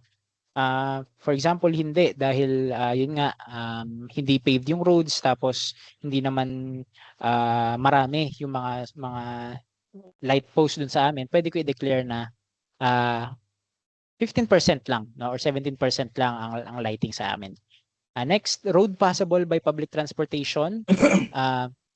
For example, sa aming lugar ay 36% lang na road ang passable by public transportation. No, dahil nga baku-bako ang daan, no? So hindi na talaga pumapasada dito yung mga public transportation. So dito ko rin siya pwedeng i-declare. Okay? And then next, yung school ba natin ay malapit sa cliff or sa mga ravines, no? Dahil may mga ganyang schools din na for example, para makapunta ka dun sa school, kailangan mo dumaan ng parang let's say parang bitukang manok, mga ganyan, no? So dito rin po natin siya pwedeng i-declare, no? So for example, yes, may mga bangin, no? May mga ravine na pupunta sa school namin. Dito nyo po pwedeng iset na ilang % of roads are along the cliff. Let's say 50%, no? Medyo marami po talaga yung roads namin na ang katabi bangin na, no? So dito po natin siya pwedeng iset. Next, malapit po ba tayo sa bodies of water? For example, yes, marapit po kami sa river. Let's say malapit po kami sa river, no? Tapos, ang next po na tanong dyan is ilan naman yung distance in kilometers ng school nyo doon sa river? Medyo malapit po, 2 kilometro lang, river na yon. No? Okay, next po, hazards experience en route dun sa papunta sa school natin. Ano yung mga hazards na na-experience natin? So for example, kami, since my persona is a pure multigrade na nagwo-walk kami in animal rides, usually snake bites, no? May sa mga dinadaanan namin may mga ahas, ganyan, or wild animal attacks. Syempre, since 50% ng roads namin ay malapit sa bangin, may hazards din of falling in ravines. Ano pa ba? Let's say leech attacks, extremely slippery terrain. So pwede po nyo ilagay dyan yung mga usual na hazards na na-experience nyo papunta sa school ninyo. Okay? Tapos meron din po tayo dito, river crossing on foot. So papunta ba sa school ninyo, kailangan nyo ba tumawid ng river, no? So may na-experience din po kaming gano'n na situation na kailangan tumawid ng river multiple times, no? So for example, ako na-imagine ko sa amin, tumatawid kami 5 times, no? For example, yung river ay matawag doon, parang kumbaga mahabang river, tapos kailangan namin tawirin multiple times, pwede nyo po dito ilagay, no? Okay, dito naman po is services, kamusta naman yung cellular signal sa inyo, no? Yung kumbaga yung data connection kamusta, no? So for example, sa amin wala talaga signal, no? So pwede po natin siya i-declare diyan. Tapos, dito po hindi po tayo allowed na mag-skip, no? Dahil very important reference po ito. Hello po, pa-mute po. Doon may naka-unmute po tayo na parang nasa biyahe. Parang nasa motor. Ayan, thank you po. Okay. So ito po, hindi po tayo pwede mag-skip, no, sa point of reference, no? Dahil mahalaga po ito para malaman natin, no, kung ano yung approximate na, syempre alam naman po natin geographically speaking, no? Pero in terms of siguro access sa mga social services, mahalaga din po ang factor yun, no? So dito ilalagay lang po natin yung time and distance ng school papunta sa nearest hospital, barangay hall, municipal hall, schools division office, health clinic, transport terminal, and nearest highway. So kumbaga, it is for approximation purposes po na itong school na to medyo malayo. Parang malayo sa Kabihasnan talaga. Medyo remote talaga yung location, no? So for example, I set Ayan, kunwari 60 minutes papunta sa nearby hospital and 25 kilometers yung layo nun. Sa barangay hall naman, sakto lang, medyo malapit, around 10 minutes and 5 kilometers. Municipal hall, medyo malayo talaga kami. Ang biyahe namin 2 hours, let's say 120 minutes, and distance ay 50 kilometers. School division office, medyo same lang, 120, 50. Sa health clinic, siguro let's say 25 minutes and that's 15 kilometers. Transport terminal, wala kaming transport terminal dito kasi yun nga, naglalakad lang kami, animal rides. So yung next na pinakamalapit ay nasa bayan na, so let's say 120 minutes, 2 hours din, and let's say 50 kilometers. And the nearest highway, yun nga, since nga naglalakad kami, ang nearest highway namin ay around let's say 30 minutes ang biyahe and let's say 20 kilometers ang layo, no? So dito po talagang ang goal po natin dito is ma-approximate man lang natin yung experience ng school personnel in terms of traveling, no? Within sa point of reference ng school papunta dito sa mga locations na ito. Okay, and after that, let's click next. Next naman po, what natural calamities do you experience regularly, no? Sige, hintayin lang natin yung screen. Ayan. What natural calamities? Typhoon, flooding, earthquake, volcanic eruption, landslide, drought, storm surge, and tsunami. So, syempre, siguro po sa mga school na nasa, kumbaga sa mga coastal schools, siguro most usual ang storm surge, no? Storm surge or typhoon. Yan. Pero for me, siguro as sa pure multigrade, let's say landslide ang usual ko na experience, no? Landslide. And siguro typhoon na rin, no? So pwede kong iset kung ilan yung usual na experience namin. So incidences in the past 6 months. So sa landslide, in the past 6 months, meron na kaming 5 experiences, no, ng landslide. And in the past 6 months, ilan naman ang typhoon? Siguro let's say 2, no? Siguro typhoon season, dalawang typhoon na yung na-experience namin dito sa lugar namin. Then let's click next.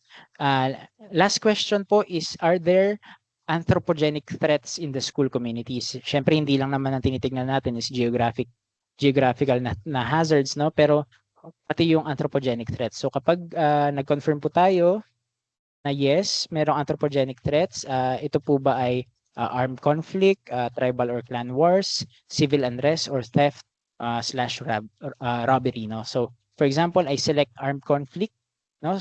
Sa amin, armed conflict, medyo marami, medyo 5 experiences na kami in the past 6 months. Siguro let's say may ano rin, tribal or clan war din sa amin, mga 2. So pwede nyo po ditong i-indicate yan, no? This is for para may idea po ang mga governance level natin na kung ano po yung na-experience ng mga tao within the school, no? So after that, confirm lang din po natin and then submit na for, ayan. So na-save na po natin siya.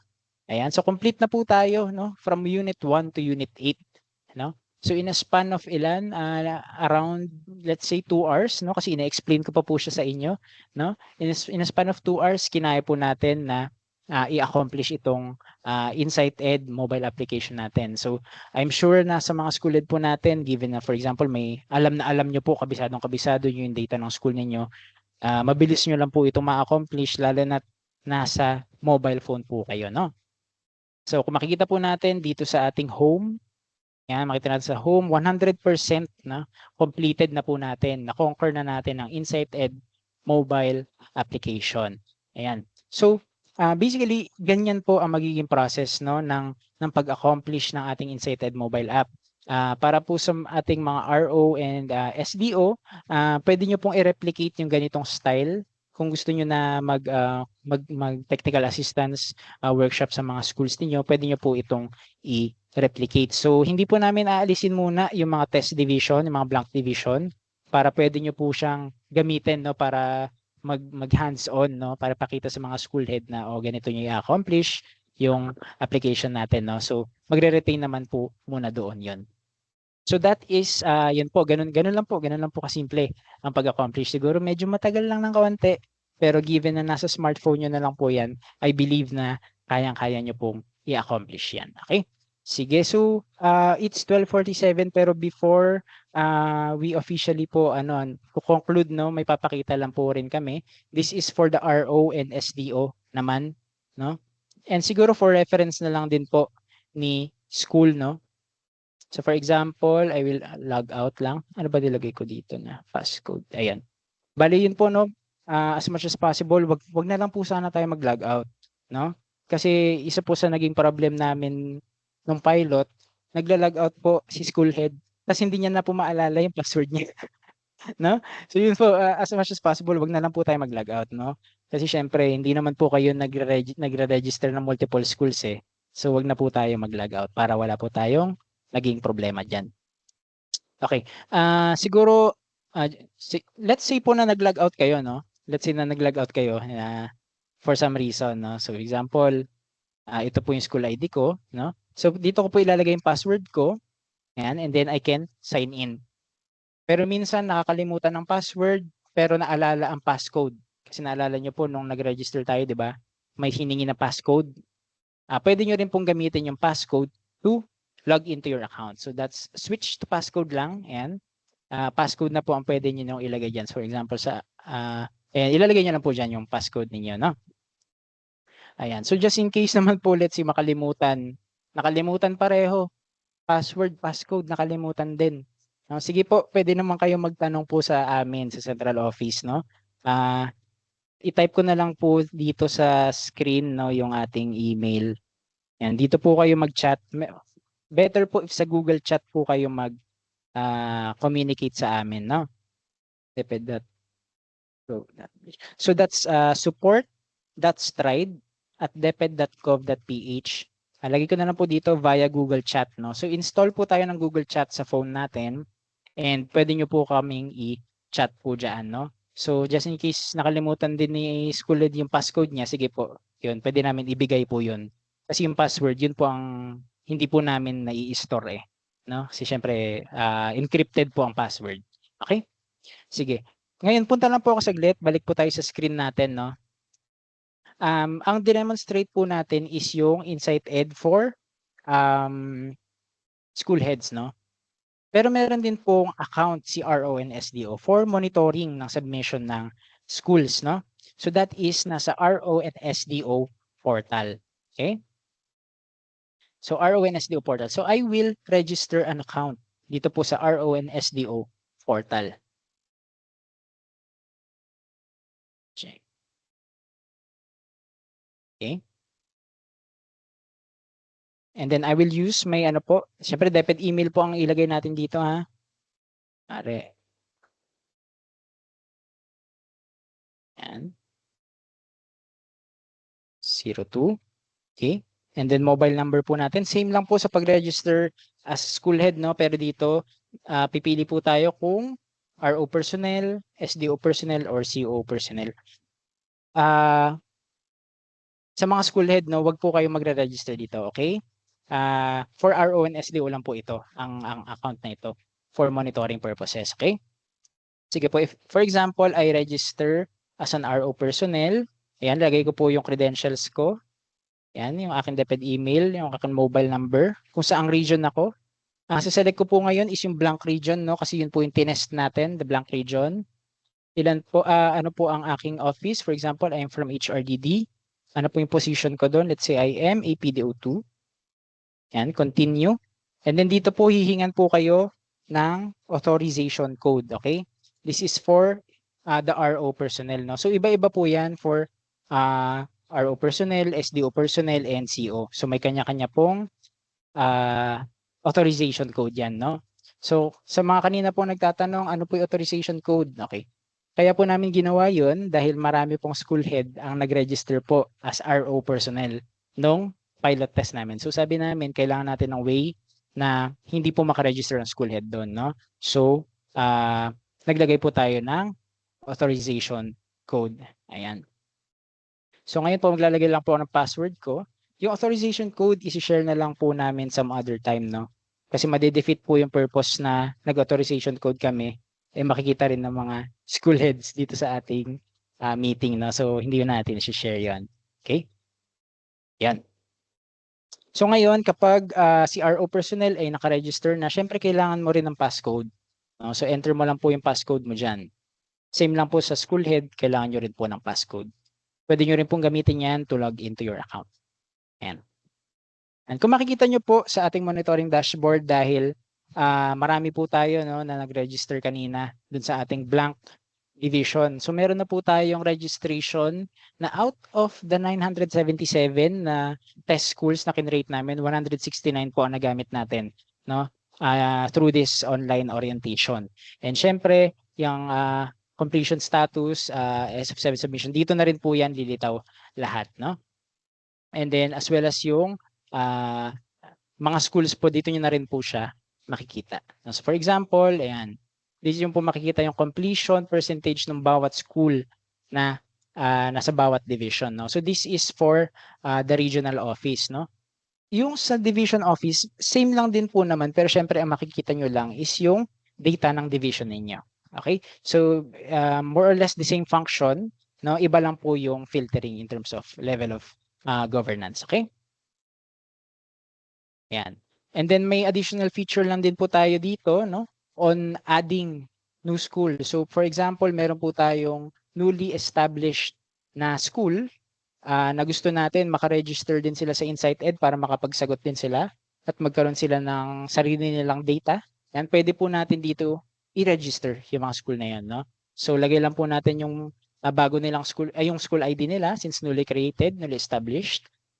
Type natin school name, province, municipality, district, legislative district, barangay, street address, mother school ID kung meron, and curricular offering. Yan, pili lang po tayo dyan. And then, syempre kailangan po natin ng dokumento no, as reference na officially na-create or na-establish itong school na to. So dito po natin i-upload yung file na yan. And syempre, tayo na rin po yung mag-a-assign no, kung saan ba located yung newly established school na to. So tayo na po ang mag-a-assign noon. So for example, region 7 po ang sinelect nyo na region, no? Magpupunta naman po yun sa general area, no?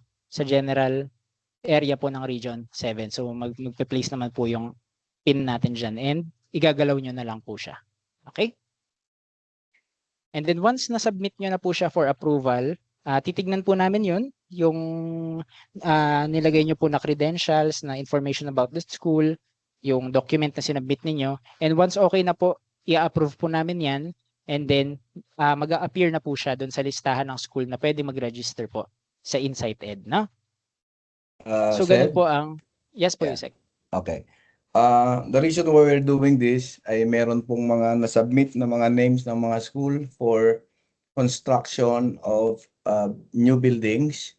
But apparently, wala siya sa database at walang school ID sa database namin. So marami kaming nakita dyan na pinapagawa ng ating mga congressman dahil bagong tayo pero wala sa database. This is the way to capture all of those. In the same way, marami din na walang legal basis yung establishment. So may mga divisions at may mga regions, based on my experience as an RD, nagawa ko ng special order for establishment of schools at yun yung magiging legal basis. Others, ang ginagawa lang ay return endorsement, approving in the name of, to be operated and to be separated and so on. So kung ano yung available, kailangan natin na ma-upload yung mga yan. Okay? Thank you.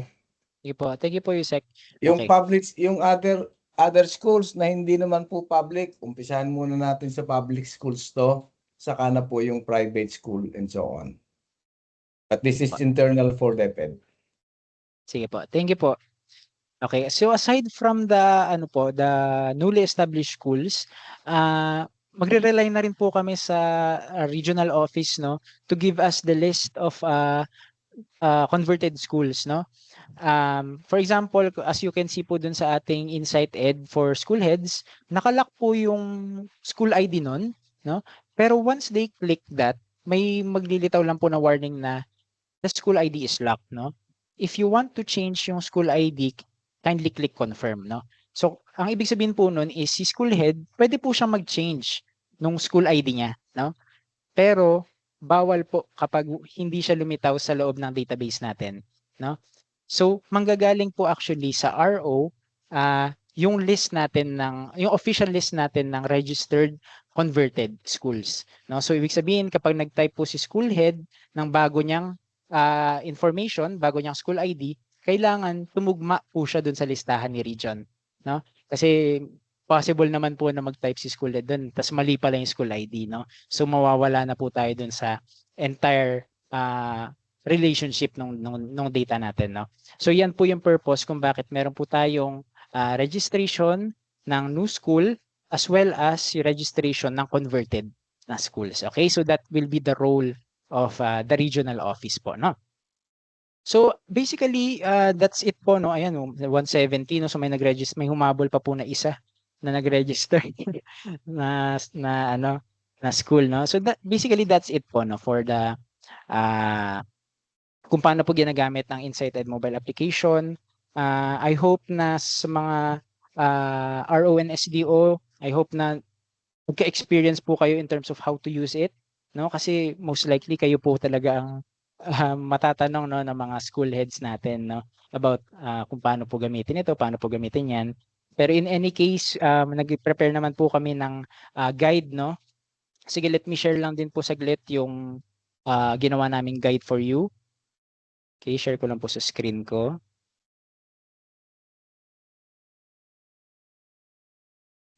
Wait lang po. Actually, yung ano po, itong guide po natin ay nasa memo po siya, no? Sige, wait lang po, i-share ko na lang. Share screen. Ayan.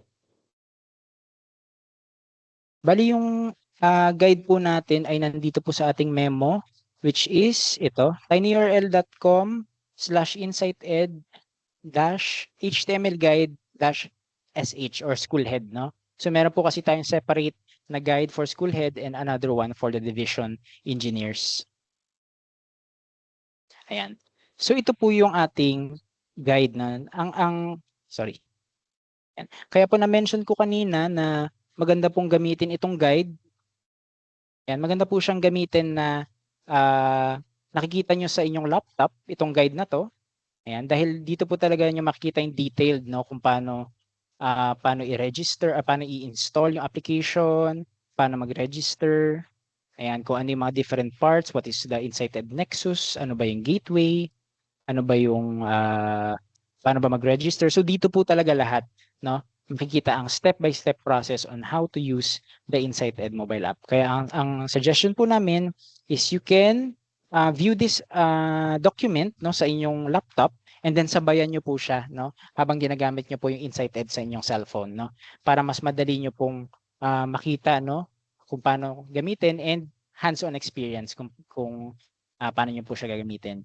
In any case, meron naman po diyang description and meron na rin po diyang video, no, kung paano nyo po siya magagamit. Yan. So it's a very detailed guide na po para sa inyo, no? Ayun. So basically that's it po. I hope maging successful po ang ating rollout, no, with your support.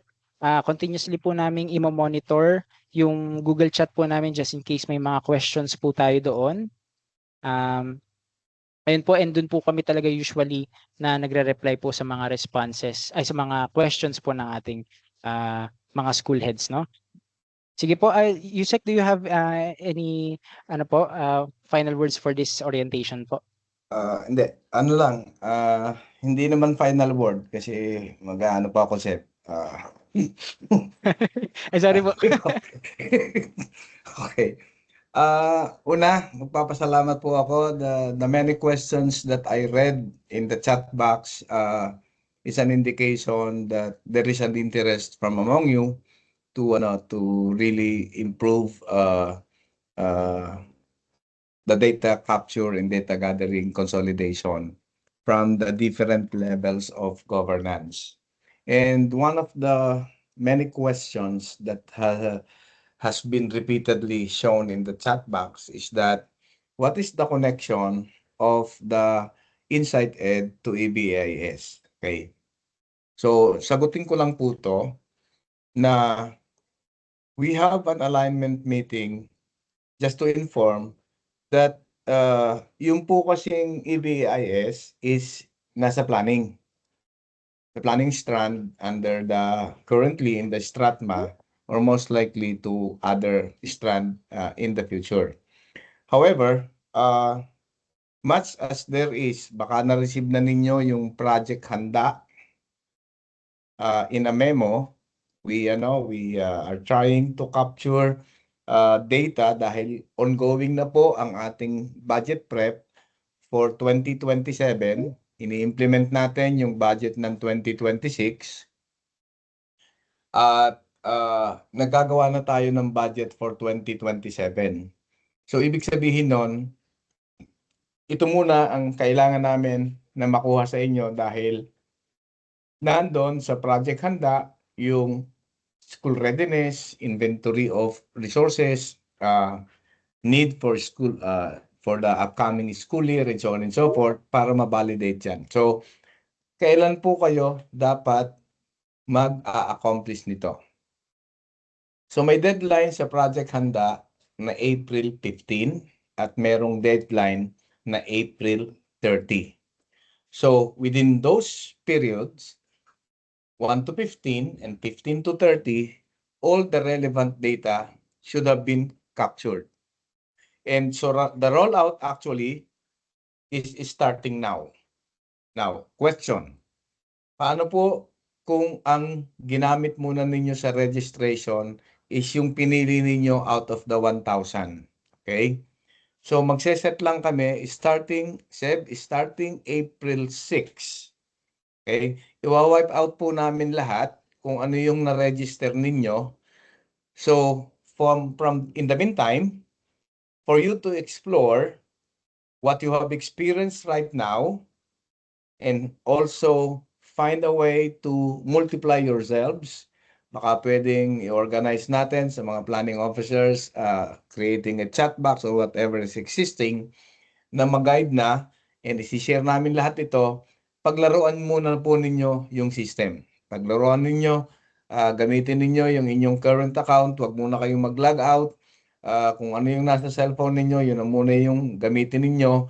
And kapag medyo familiar na kayo doon sa system, iwa-wipe out na namin kung ano man yung nandyan.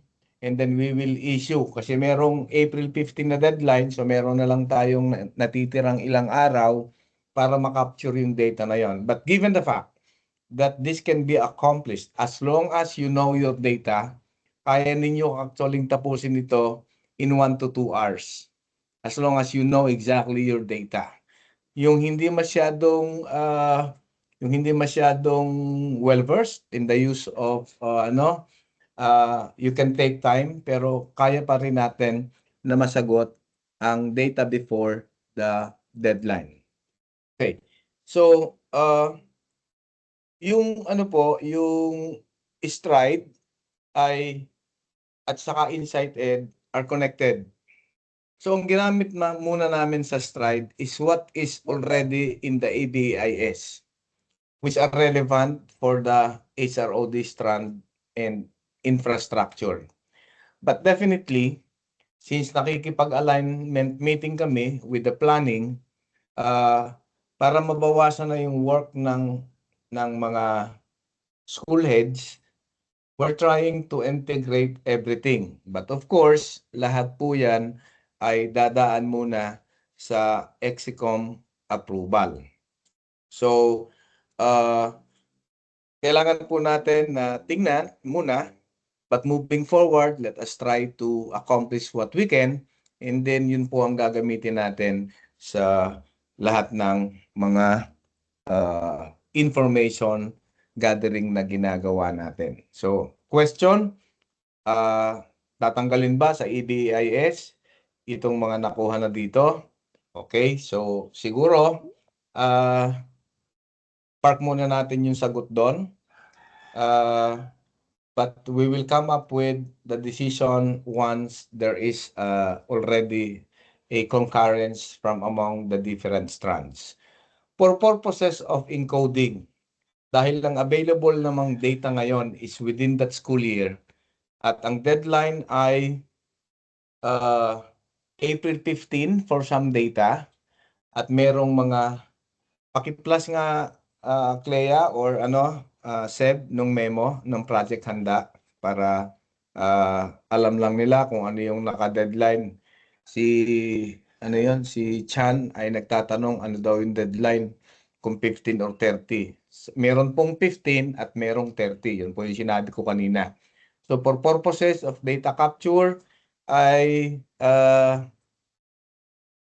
for purposes of data capture, ang gagamitin po muna natin is kung ano yung current data ninyo. And then, ang tanong, kailan po lagi i-update po ba ito? So, ang experience natin, taunan ang updating ng EBIS. Tama po ba? Magbibigay ng deadline and so on and so forth. Tapos, marami nang nangyari sa eskwelahan, nabawasan na yung enrollment, pero ang nakadeclare pa din is the official enrollment as of August 31. So, nagkataon ngayon, parang may utang ka pa, di ba? Pero yung iba, nadagdagan na ng enrollment. So, this is what we're trying to address. Yung mga kulang naman po ng mga schools na wala sa database, most likely, pakicheck po planning officers ng RO and SDO. Pakilinis na po nung inyong mga data kasi meron talaga ng mga schools nasa database pero walang school ID. Sa dami po ng mga eskwelahan natin, magkakaparehas ang pangalan, the differentiating factor is only the school ID. So, kailangan po nating ayusin yun. Pakibalik nung memo para makita kung ano yung mga kailangan doon sa Pakibalik sa screen sharing. Lagi po kayo magtitingin ng memo kasi pero pagka ganito kasi yung memo, hindi po siya. Yung next slide, mayroon diyan, yung next page. Nandiyan nakasulat kung ano-ano yung mga data na kailangan. So, klaruhin ko, ang i-report po natin ay data ng 2025-2026. Okay, wala po tayong proactive data. Kung ano yung meron, and so on and so forth. Okay? And then, kailangan natin na paglaruan ninyo yung system. Tapos kung meron kayong nakitang needs improvement, I am not saying that this is not a perfect one. It is an ongoing journey and we're looking at sino bang nagsishare nito? Clea? Yung annexes, kung ano-ano yung mga kailangan. Clea?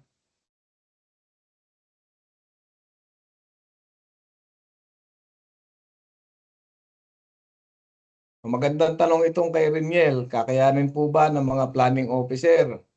Kaya nga po pinagtatrabaho na natin yung mga schools, baka kailangan natin na magtulungan dito. So lahat po ito, alam naman natin once we introduce anything, there is some sort of course, may but just the same the intent. Ayan po yung project handa.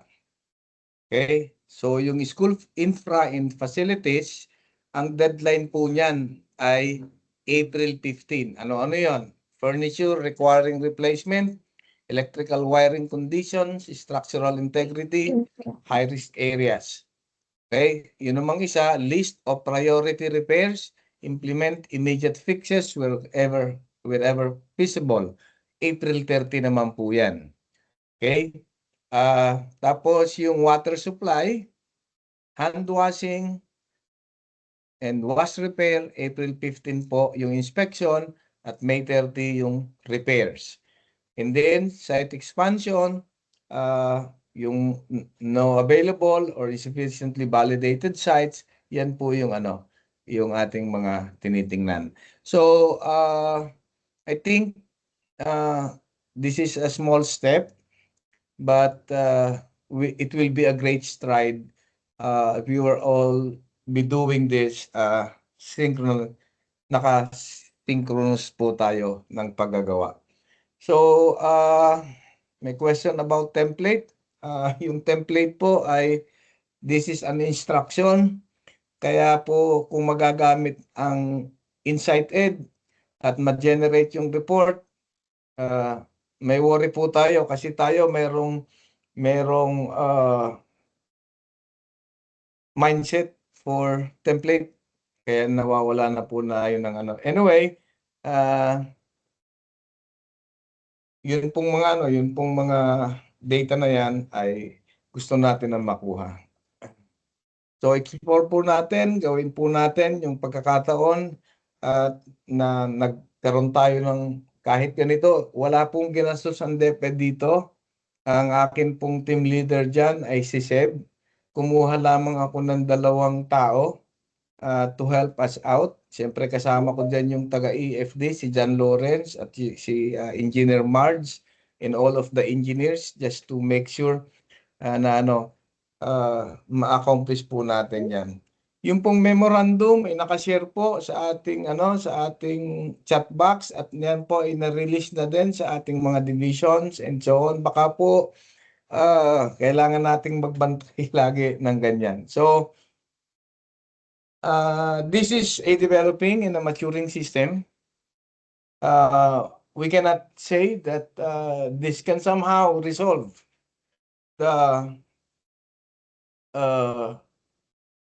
existing problems that we have, but we are still making progress somehow to do this. While I understand na kulang po ang ating mga tao, baka tinitingnan natin while we are doing the Optimization Act at alam naman po natin na ang mag-create ng position ay hindi ganun kadali. But in the pipeline, ginagawa natin yung workforce development plan at isasubmit po natin yan within this year. So kasama na po dyan yung mga additional personnel sa SDO, sa RO, planning officers, accountants, everything. Pinagsasama-sama po natin lahat ito. So, naririnig po namin kayong lahat. Planning officer, kulang. Admin, kulang. So, lahat po yan ginagawa namin and these are all in the pipeline. So, samahan lang po ninyo kami. Pagtulong-tulungan po natin to. This is one initiative that we would like really to implement at makatulong po sa lahat. Maraming salamat po. As to memo, hindi na po siguro kailangan na RDSDS to allow us to focus on this. Ito naman po, pwede ninyong gawin on but just the same kung kinakailangan, I will issue for the RD to ensure na ma-roll out ito. Anyway, may memo na nga po na para dito. And thank you very much po. Paki-share na din ang memo.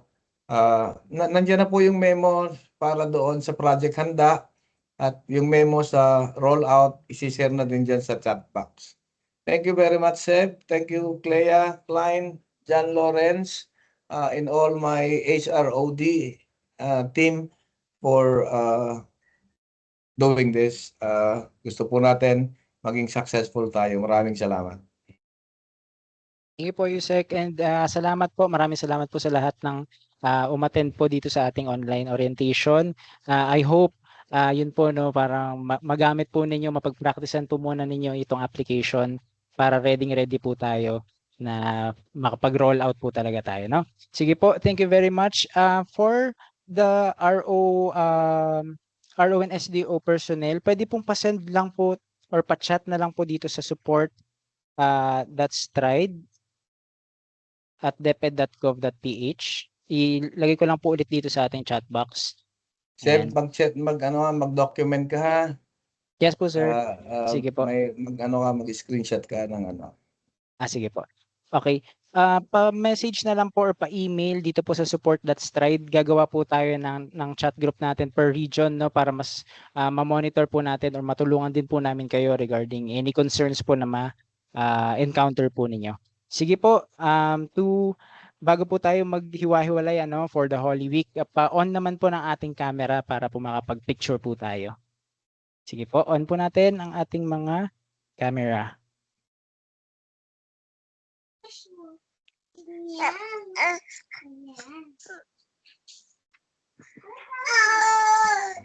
Ang bata na iyak, baka gutom na.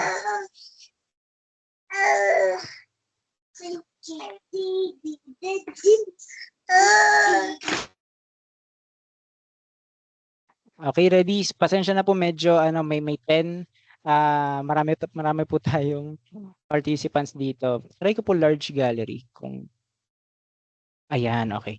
Sige po, ready? Smile, 1, 2. Open po ang Ayaw camera. sa akin yung camera. Another one. 1, 2, So, smile. ends. Bakit may ano pa?